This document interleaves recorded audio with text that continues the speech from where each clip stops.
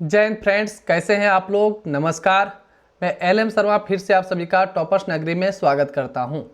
आज के इस क्लास में हम लोग गुप्त काल के एमसीक्यू को देखेंगे, जो प्रीवियस ईयर क्वेश्चन और एक्सपेक्टेड क्वेश्चन दोनों ही आपको इसमें मिलने वाला है और इसमें हम लगभग टोटल 50 प्लस क्वेश्चंस को डिस्कस करेंगे। गुप्त काल का यह पार्ट 1 वीडियो रहेगा। इसमें टोटल 2 पार्ट में यह वीडियो आने वाला है। एक पार्ट 1 जिसमें हम 50 प्लस क्वेश्चंस को देखेंगे और नेक्स्ट पार्ट 2 में हम 50 प्लस क्वेश्चंस को देखेंगे। तो टोटल इस चैप्टर से हम 100 प्लस क्वेश्चंस को कवर करने वाले हैं। वीडियो में आगे बढ़ने से पहले मैं आपको बताना चाहूँगा कि यदि आप हमारे द्वारा बताए गए माइंड मैप वाले क्लास को नहीं देखे हैं तो सबसे पहले इस क्लास को जाकर ज़रूर देखें, क्योंकि हमने इस टॉपिक को काफ़ी डिटेल से माइंड मैप के माध्यम से कवर किया है, जिसमें हम famous ruler, military expansion, renowned scholars जो थे जैसे कालिदास, आर्यभट्टा, वराहमिहिर, इन सब के बारे में काफ़ी डिटेल से इसमें हमने बताया है। साथ ही साथ उस समय का सोसाइटी कैसे था, इकोनॉमी किस प्रकार से था गुप्ता पीरियड में, हर चीज़ को हमने काफ़ी डिटेल से उसमें बताया है। तो उस क्लास को ज़रूर देखें, उसके बाद ही ऑब्जेक्टिव वाले क्लास को आपको देखना है, क्योंकि जब तक आप अच्छे से डिटेल से नहीं पढ़ते हैं ऑब्जेक्टिव क्वेश्चंस बनाने से विशेष फ़ायदा आपको नहीं होने वाला है। तो आगे बढ़ते हैं। ये रहा हमारा छोटा सा इंट्रो और आज का पहला क्वेश्चन है हमारा, गुप्त वंश का संस्थापक कौन था? Who was the founder of the Gupta dynasty? Option में है श्रीगुप्त, रामगुप्त, चंद्रगुप्त प्रथम और समुद्रगुप्त। तो गुप्त वंश का संस्थापक जो है श्रीगुप्त थे। ऑप्शन नंबर ए हमारा करेक्ट होगा। किस गुप्तकालीन शासक को कविराज कहा जाता है? Which Gupta ruler is known as Kaviraj? Option में है समुद्रगुप्त, चंद्रगुप्त प्रथम, कुमारगुप्त और स्कंदगुप्त। तो गुप्तकालीन शासक कविराज समुद्रगुप्त को कहा जाता था। ऑप्शन नंबर ए सही होगा। नेक्स्ट क्वेश्चन है, प्रथम गुप्त शासक जिसने परम भागवत की उपाधि धारण की वह था? The first Gupta ruler to adopt the title Param Bhagavata was? Option में है चंद्रगुप्त प्रथम, समुद्रगुप्त, चंद्रगुप्त द्वितीय और श्रीगुप्त।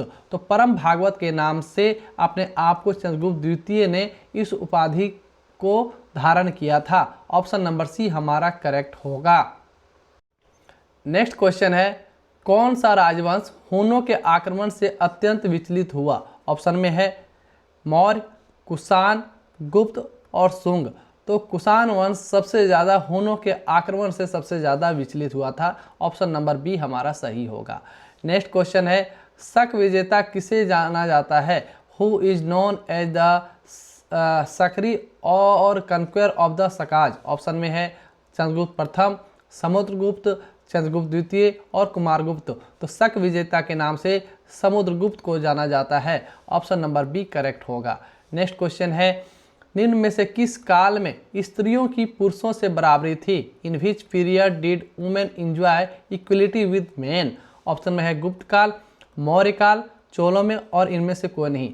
तो देखिए, वास्तविक रूप से यदि कहा जाए तो किसी भी काल में महिलाओं को बहुत ज़्यादा बराबरी पुरुष से नहीं मिला था, लेकिन हाँ मौर्य काल में और चोल काल में ज़्यादा बराबरी थी इन कंपैरिजन टू गुप्त काल। तो इसका सही आंसर जो है होना चाहिए इनमें से कोई नहीं, ऑप्शन नंबर डी। लेकिन सिर्फ किसी एक को चुनना ही है तो आप चोल को चुन सकते हैं, जिसमें महिलाओं को बहुत ज़्यादा मेन के बराबर हक मिला था। तो ऑप्शन नंबर इसमें क्या हो जाएगा? डी, जिसमें किसी भी काल में महिलाओं को पुरुष के बराबर भागीदारी नहीं मिली थी। नेक्स्ट क्वेश्चन है, प्राचीन कालीन भारत में वैज्ञानिक प्रगति के संदर्भ में कौन से कथन सही हैं? Which of the following statements regarding ancient Indian scientific progress are correct? Option में है प्रथम शती ईस्वी में विशिष्ट शैल औजारों का उपयोग होता था, ये सही है। तीसरी शती ईस्वी में अंगों का प्रत्यारोपण होता था, बिल्कुल ये गलत है, उस समय अंग का प्रत्यारोपण संभव नहीं था। पाँचवीं शती ईस्वी में कौन के ज्या का सिद्धांत ज्ञात था, ये भी सही है। सातवीं शती ईस्वी में चक्रीय चतुर्भुज का सिद्धांत ज्ञात था, ये भी सही है। तो 1, 3 और 4 सही है, लेकिन 2 गलत है। तो 1, 3, 4 ऑप्शन नंबर सी हमारा करेक्ट होगा। नेक्स्ट क्वेश्चन है आपका, न्याय दर्शन को प्रचारित किया था? Nyaya philosophy was propagated by Charvaka, Gautam, Kapil और जैमिनी। तो न्याय दर्शन के जो प्रचार प्रसार करने वाले थे उनका नाम था गौतम। नेक्स्ट क्वेश्चन है, सूची 1 और 2 से मिलान करना है। जैसे एक तरफ सम्राट है, दूसरी तरफ उपाधि है, जैसे अशोक, समुद्रगुप्त, चंद्रगुप्त द्वितीय और स्कंदगुप्त। तो अशोक को प्रियदर्शी के नाम से पुकारा जाता था। उसके बाद है समुद्रगुप्त को पराक्रमांक के नाम से पुकारा जाता था, चंद्रगुप्त द्वितीय को विक्रमादित्य के नाम से पुकारा जाता था और स्कंदगुप्त को कर्मादित्य के नाम से पुकारा जाता था। तो इस प्रकार से इसका मिलान होगा, यानी कि 2143 इसका करेक्ट आंसर हो जाएगा। नेक्स्ट क्वेश्चन है आपका, निम्नलिखित में से किसका प्राचीन भारत के आयुर्वेद शास्त्र से संबंध नहीं है? Which of the following is not related to ancient Indian Ayurvedic science? Option में धन्वंतरी, भास्कराचार्य, चरक और सुश्रुत। तो धन्वंतरी, चरक और सुश्रुत ये तो आयुर्वेद से संबंध रखते थे, ये चिकित्सक थे, लेकिन भास्कराचार्य जो है ये चिकित्सक नहीं थे, ये जो है मैथमेटिशियन थे। तो ऑप्शन नंबर बी हमारा करेक्ट हो जाएगा। नेक्स्ट है, अजंता की चित्रकारी में क्या निरूपित किया गया है? What is depicted in the painting of Ajanta? Ramayana, Mahabharata, Jataka और पंचतंत्र। तो अजंता की चित्रकारी में जातक कथा के बारे में चित्र के माध्यम से उकेरा गया है। तो ऑप्शन नंबर सी हमारा करेक्ट होगा। नेक्स्ट है, गुप्त शासन के दौरान निम्नलिखित में से ऐसा व्यक्ति कौन था जो एक महान खगोल विज्ञानी तथा गणितज्ञ था? Who among the following during the Gupta period was a great astronomer and mathematician? Option में है भानुगुप्त, वाघभट्ट, आर्यभट्ट और वराहमिहिर। तो महान खगोल विज्ञानी और गणितज्ञ जो हैं आर्यभट्ट थे। ऑप्शन नंबर सी हमारा करेक्ट होगा। नेक्स्ट क्वेश्चन है, गुप्त काल में उत्तर भारतीय व्यापार निम्नलिखित में से किस एक पत्तन से संचालित होता था? During the Gupta period north Indian trade was conducted through which of the following ports? Option में है ताम्रलिप्ति, भरूच, कल्याण और काम्बे। तो यह ताम्रलिप्ति से संचालित होता था, यह एक पत्तन था, बंदरगाह था गुप्त काल में। ऑप्शन नंबर ये आपको ध्यान में रखना है।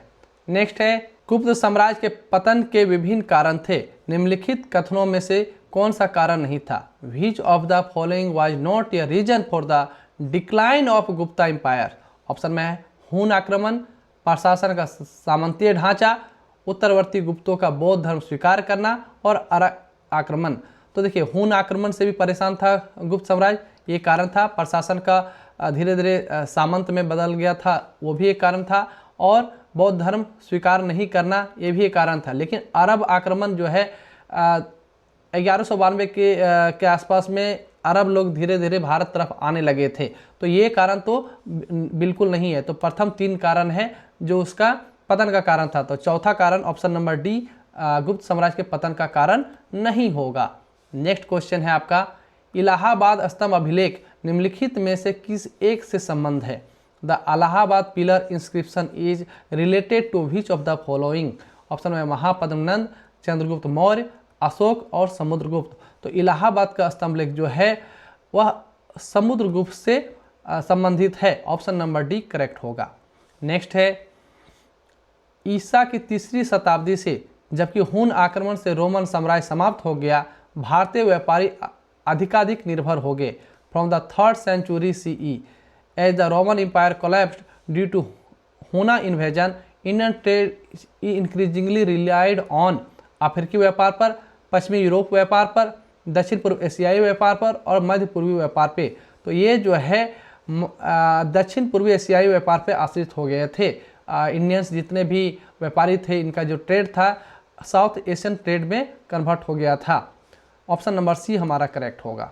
नेक्स्ट क्वेश्चन है आपका, प्राचीन भारत में देश की अर्थव्यवस्था में अत्यंत महत्वपूर्ण भूमिका निभाने वाली श्रेणी संगठन के संदर्भ में कौन सा कथन सही है? Which of the following statement about the guilds in ancient India are correct? Option में है प्रत्येक श्रेणी राज्य के केंद्रीय प्राधिकरण में पंजीकृत होती थी, ये गलत है। श्रेणी वेतन, नियम और कीमतें निर्धारित करती थी, ये सही है। श्रेणी का न्यायिक अधिकार होता था, ये भी सही है। तो 2 और 3 सही है, पहला ऑप्शन गलत है। राइट। नेक्स्ट क्वेश्चन है आपका, गुप्त शासकों की सरकारी दरबारी भाषा थी। The official language of the Gupta rulers was Pali, Prakrit, Hindi और संस्कृत।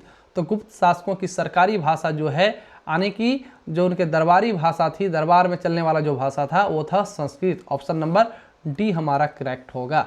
नेक्स्ट है, प्रयाग प्रशस्ति किसके सैन्य अभियान के बारे में जानकारी देती है। द प्रयाग प्रशस्ति provides information about the military campaign of home.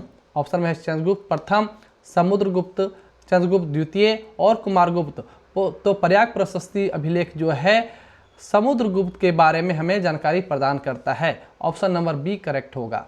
Next question है, रजत सिक्के जारी करने वाला प्रथम गुप्त शासक था। The first Gupta ruler to issue silver coins was. Option में है चंद्रगुप्त प्रथम, समुद्रगुप्त, चंद्रगुप्त द्वितीय और कुमारगुप्त। तो चंद्रगुप्त द्वितीय ने सबसे पहले रजत सिक्के जारी किए थे। तो ऑप्शन नंबर सी हमारा करेक्ट होगा। नेक्स्ट है, गुप्तकालीन शासन प्रणाली किस प्रकार की थी। What type of government system existed during the Gupta period. राजतंत्रात्मक, लोकतंत्रात्मक, गणतंत्रात्मक, इनमें से कोई नहीं। तो गुप्तकालीन शासन व्यवस्था राजतंत्रात्मक थी। ऑप्शन नंबर ए हमारा करेक्ट होगा। नेक्स्ट क्वेश्चन है, अजंता कलाकृतियाँ किससे संबंधित है। अजंता पेंटिंग या related to which period. Option में हड़प्पा काल से, मौर्य काल से, बुद्ध काल से और गुप्त काल से। तो अजंता कलाकृतियाँ जो है गुप्त काल से संबंधित थी। ऑप्शन नंबर डी हमारा करेक्ट होगा। नेक्स्ट क्वेश्चन है, किस अभिलेख से ज्ञात होता है कि स्कंदगुप्त ने हूनों को पराजित किया था। Which inscription indicates that Skandagupta defeated the Hunas. Option में भीतरी स्तंभलेख, इलाहाबाद का स्तंभलेख, मंदसौर का अभिलेख और उदयगिरी अभिलेख। तो यह जो हमें पता चलता है, ये पता चलता है भीतरी स्तंभलेख से। ऑप्शन नंबर ए करेक्ट होगा। नेक्स्ट है, समुद्रगुप्त के प्रयाग प्रशस्ति वाले स्तंभ पर निम्नलिखित में से किसका लेख मिलता है। Whose inscription is found on the pillar of Samudragupta's Prayag Prashasti अभिलेख जो है उसके बारे में। ऑप्शन में जहांगीर, शाहजहां, औरंगजेब और दारा शिकोह। तो इसमें जहांगीर का लेख मिलता है। ऑप्शन नंबर ए करेक्ट होगा। नेक्स्ट है, गुप्त वंश ने अवधि में शासन किया था। यह फिल इन द ब्लैंक्स को करना है। ऑप्शन में है 319 से 500 ईस्वी, 319 से 324 ईस्वी, 325 से 375 ईस्वी और 566 से 597 ईस्वी। तो इसका करेक्ट आंसर होगा 319 से 500 ईस्वी के बीच में गुप्त वंश का शासनकाल रहा। ऑप्शन नंबर ए करेक्ट होगा। नेक्स्ट क्वेश्चन है, किस शासक वंश ने मंदिरों एवं ब्राह्मणों को सबसे अधिक ग्राम अनुदान में दिया था। Which ruling dynasty gave the most land grants to temples and Brahmins. Option में है गुप्त वंश, पाल वंश, राष्ट्रकूट वंश और प्रतिहार वंश। तो यह सबसे ज़्यादा ब्राह्मणों को भूमि दान करने वाला जो डायनेस्टी था वह था गुप्त वंश। ऑप्शन नंबर ए करेक्ट होगा। नेक्स्ट क्वेश्चन है, हूनों ने भारत पर आक्रमण किया था। The Hunas invaded India during the reign of. Option में है चंद्रगुप्त द्वितीय के शासनकाल में, कुमारगुप्त के प्रथम शासनकाल में, स्कंदगुप्त के शासनकाल में, बुद्धगुप्त के शासनकाल में। तो हूनों ने भारत पर आक्रमण किया था स्कंदगुप्त के शासनकाल में। ऑप्शन नंबर सी करेक्ट होगा। नेक्स्ट है, गुप्त काल में शिक्षा का केंद्र कहाँ था। During Gupta period where was the centre of education. Option में है तक्षशिला, नालंदा, विश्वनाथ और उज्जैन। तो गुप्त काल में शिक्षा का केंद्र नालंदा था। ऑप्शन नंबर बी करेक्ट होगा। नेक्स्ट है, गुप्त शासकों की मुख्य भाषा कौन सी थी। What was the main language of Gupta rulers. Option में संस्कृत, प्राकृत, हिंदी और पाली। तो गुप्त शासकों की मुख्य भाषा जो थी वह संस्कृत थी। ऑप्शन नंबर ए करेक्ट होगा।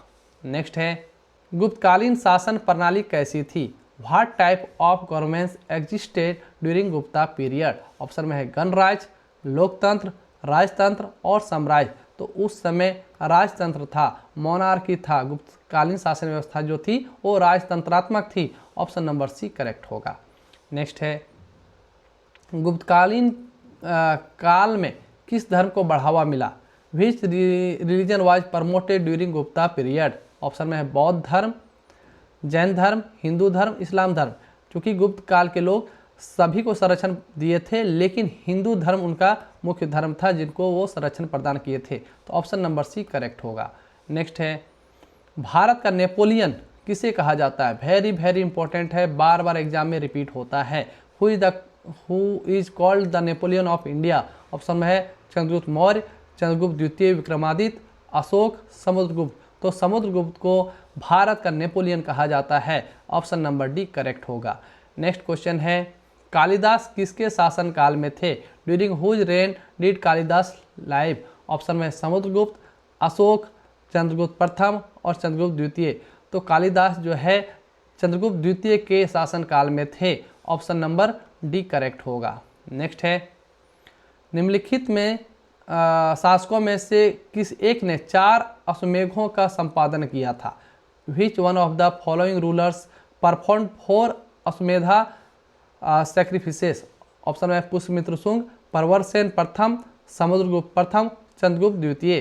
तो प्रवरसेन प्रथम ने 4 अश्वमेध यज्ञ संपादित किए थे। ऑप्शन नंबर बी करेक्ट होगा। गुप्त युग में भूमि राजस्व की दर क्या थी? What was the rate of land revenue during Gupta period? Option में उपज का चौथा भाग, उपज का छठा भाग, उपज का 8वां भाग, उपज का आधा भाग। तो उपज का छठा भाग जो है राजस्व की दर थी गुप्त काल में। ऑप्शन नंबर बी करेक्ट होगा। नेक्स्ट क्वेश्चन है, चरक और नागार्जुन किसके दरबार की शोभा थे? Charaka and Nagarjuna adorned the court of which ruler? Option में है कनिष्क, चंद्रगुप्त मौर्य, अशोक और समुद्रगुप्त। तो चरक और नागार्जुन जो है कनिष्क के दरबार में रहते थे। ऑप्शन नंबर ए करेक्ट होगा। नेक्स्ट है, गुप्त काल में गुजरात, बंगाल, दक्कन, तमिल राष्ट्र में स्थित केंद्र किससे संबंधित थे? Centre in Gujarat, Bengal, Deccan and Tamil regions during Gupta period were related to? Option में है वस्त्र उत्पादन, बहुमूल्य मणि एवं रत्न, हस्तशिल्प और अफीम खेती। तो ये वस्त्र उत्पादन टेक्सटाइल प्रोडक्शन के लिए गुजरात, बंगाल, दक्कन और तमिल फेमस था गुप्त काल में। तो ऑप्शन नंबर ए करेक्ट होगा। नेक्स्ट है, निम्नलिखित में से किस गुप्त राजा का एक अन्य नाम देवगुप्त था? Which Gupta ruler was also named as Devaguptas? Option में समुद्रगुप्त, चंद्रगुप्त द्वितीय, कुमारगुप्त, उपयुक्त में से कोई नहीं। तो देवगुप्त के नाम से जाना जाता था चंद्रगुप्त द्वितीय को। ऑप्शन नंबर बी करेक्ट होगा। नेक्स्ट क्वेश्चन है, नगरों का क्रमिक पतन किस काल की एक महत्वपूर्ण विशेषता थी? Gradual decline of towns was a major features of which period? Option में है गुप्त काल, प्रतिहार युग, राष्ट्रकूट और सातवाहन युग। तो ये गुप्त काल की महत्वपूर्ण विशेषता थी कि धीरे धीरे उनके जितने भी नगर थे वो हुनों के आक्रमण से या अन्य कारणों से धीरे धीरे पतन की ओर चल पड़े। तो ऑप्शन नंबर ये करेक्ट होगा। नेक्स्ट क्वेश्चन है, बाल विवाह की प्रथा आरंभ हुई? Child marriage practice started in? Option में है मौर्य काल में, कुषाण काल में, गुप्त काल में, हर्षवर्धन काल में। तो यह गुप्त काल में चाइल्ड मैरिज स्टार्ट हो चुका था, बाल विवाह की प्रथा शुरू हो चुकी थी। ऑप्शन नंबर सी करेक्ट होगा। नेक्स्ट क्वेश्चन है आपका, लिच्छवी दोहित किसे कहते थे? Who was referred to as Lichchhavi dauhitra? Option में है हर्ष, स्कंदगुप्त, कुमारगुप्त और समुद्रगुप्त। तो लिच्छवी दोहित के नाम से समुद्रगुप्त को जाना जाता था। ऑप्शन नंबर डी करेक्ट होगा। नेक्स्ट क्वेश्चन है, कुतुब मीनार के निकट स्थित लौह स्तंभ वैज्ञानिकों का ध्यान क्यों खींच रहा है? Why does the iron pillar near Qutub Minar attract scientists? Option में है उसकी पूरा विशेष के कारण, उसकी चमक दमक के कारण, उसकी कठोरता के कारण, उसकी जंग रोधक के कारण। तो इसका सही आंसर होगा उसकी जंग रोधकता के कारण, due to its rust resistance. इसमें जंग नहीं लगता है। यदि आप दिल्ली गए होंगे कुतुब मीनार के पास तो वहाँ एक लोहा का स्तंभ है जिसे लौह स्तंभ के नाम से जाना जाता है।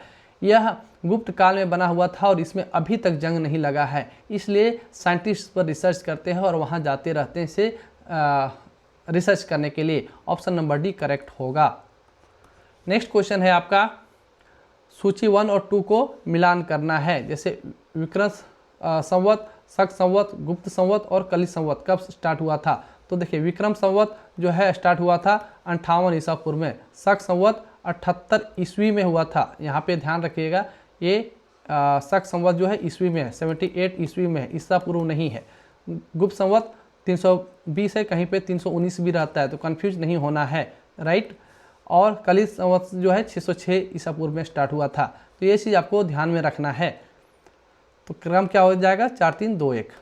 नेक्स्ट क्वेश्चन है आपका, भारत की यात्रा करने वाले चीनी यात्री युआंग चांग हेनसांग ने, जिसे युआन चुआंग ही हेनसांग का नाम था, चीनी नाम, तत्कालीन भारत की सामान्य दशाओं और संस्कृति का वर्णन किया है। इस संदर्भ में निम्नलिखित में से कौन सा कथन सही है? Which of the following statement about Chinese traveller Hiuen Tsang description of India is correct? Option में है सड़क और नदी मार्ग लूट मार से पूरी तरह सुरक्षित थे, तो ये गलत है। उस समय सड़क और नदी के किनारे लूट-फूट होती थी। अपराधों के लिए दंड में अग्नि, जल और विष द्वारा सत्य परीक्षा ही निर्णय का माध्यम था, ये सही है। व्यापारियों को नौ घाटों नौकाओं पर शुल्क देना पड़ता था, ये भी सही है। तो 2 और 3 सही है और 1 गलत है। तो इसका सही आंसर क्या हो जाएगा, 2 और 3 करेक्ट। नेक्स्ट क्वेश्चन है, नर्मदा नदी पर सम्राट हर्ष के दक्षिणवर्ती आक्रमण को रोका? Who stopped emperor Harsha southward march on the Narmada river? Option है पुलकेशिन प्रथम, पुलकेशिन द्वितीय, विक्रमादित्य प्रथम, विक्रमादित्य द्वितीय। तो पुलकेशिन द्वितीय ने हर्षवर्धन को हराया था नर्मदा नदी के तट पर। तो ऑप्शन नंबर बी करेक्ट होगा। नेक्स्ट क्वेश्चन है आपका, कोसेय शब्द का प्रयोग किया गया। कोसेया वर्ड रेफर्स टू कपास, सन, रेशम और ऊन। तो कोसेय शब्द जो है रेशम के लिए यूज होता है। ऑप्शन नंबर सी करेक्ट होगा। नेक्स्ट क्वेश्चन है आपका, हेनसांग किसके शासनकाल में भारत आया था? ड्यूरिंग हुज रेन डिड जुआंग अर्थात हेनसांग विजिट इंडिया? ऑप्शन में है चंद्रगुप्त द्वितीय, सम्राट हर्ष, चंद्रगुप्त मौर्य और चंद्रगुप्त प्रथम। तो हेनसांग जो है सम्राट हर्षवर्धन अर्थात हर्षवर्धन के कार्यकाल में आया था। ऑप्शन नंबर बी करेक्ट होगा।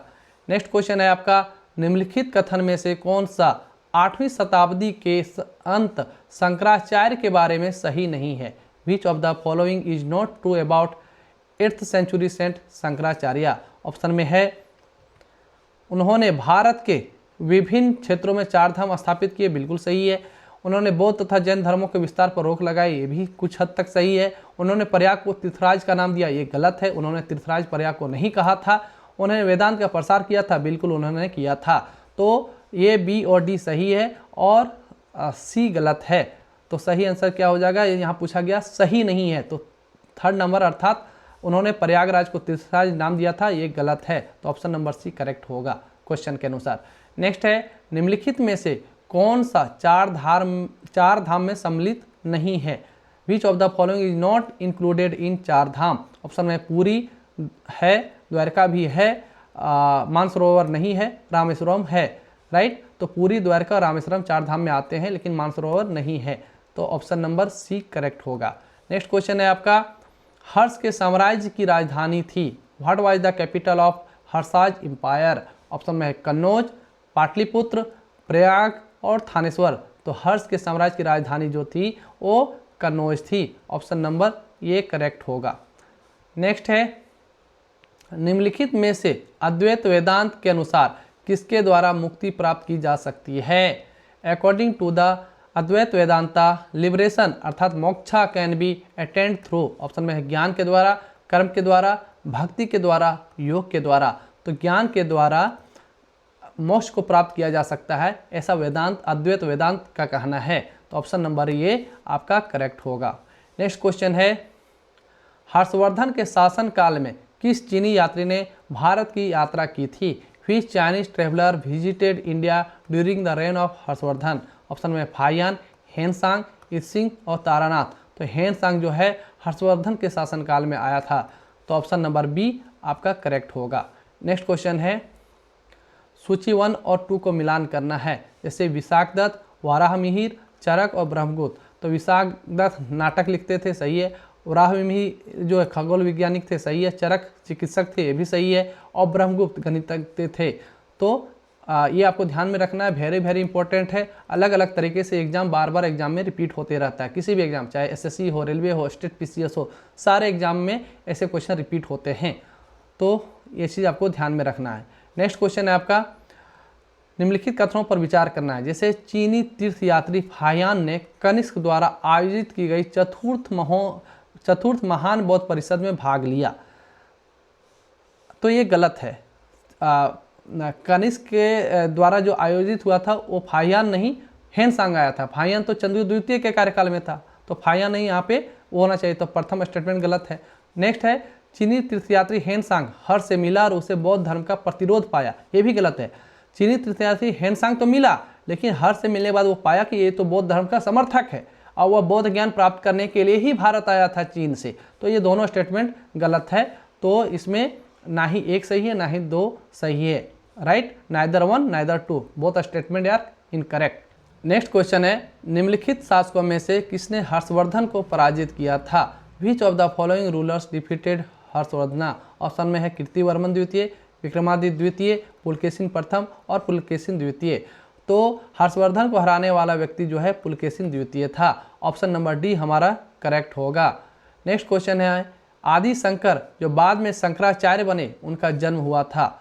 आदि Shankara was born in, option में कश्मीर में, केरल में, आंध्र प्रदेश में और पश्चिम बंगाल में। तो आदि शंकर जो है केरल में जन्म लिए थे। ऑप्शन नंबर बी हमारा करेक्ट होगा। नेक्स्ट क्वेश्चन है, मिलान करना है। इधर दरबारी कवि हैं, जैसे अमीर खुसरो, कालिदास, हरिसेन और वानभट्ट। तो अमीर खुसरो तो अलाउद्दीन खिलजी के दरबार में था, कालिदास जो है चंद्रगुप्त द्वितीय के दरबार में रहते थे, हरिसेन समुद्रगुप्त के दरबार में था और वानभट्ट हर्षवर्धन के दरबार में था। ये चीज़ आपको मिलान में ध्यान में रखना है। तो इसका सही क्रम क्या हो जाएगा? 4-1, ए का 4, राइट, आपको बता ही दिया। कालिदास का हो जाएगा चंद्रगुप्त द्वितीय, हरिसेन समुद्रगुप्त और वानभट्ट हर्षवर्धन, राइट। नेक्स्ट क्वेश्चन है, हर्ष के दरबार में हेनसांग को एक दूत के रूप में किसने भेजा था? Who sent Hiuen Tsang as an invite to Harsha's court? Option में है ताइसुंग, तुंगकुआन, कुयेनवू, उपयुक्त में से कोई नहीं। तो हर्ष के दरबार में हेनसांग को ताइसुंग ने भेजा था अपने दूत के रूप में। ऑप्शन नंबर ए हमारा करेक्ट होगा। तो आज के इस क्लास में हम लोग लगभग 50+ क्वेश्चंस को डिस्कस किए। आई होप ये वीडियो आपको अच्छा लगा हो। यदि वीडियो अच्छा लगा है तो प्लीज़ वीडियो को लाइक करें, हमारे चैनल को सब्सक्राइब करें और अपने दोस्तों के साथ ज़रूर शेयर करें। और माइंड मैप आप ज़रूर देखें, वहाँ से आपको बहुत सारे कॉन्सेप्ट क्लियर होंगे। फिर मिलते हैं हम नेक्स्ट लेक्चर के साथ, तब तक के लिए जय हिंद, जय भारत, थैंक यू।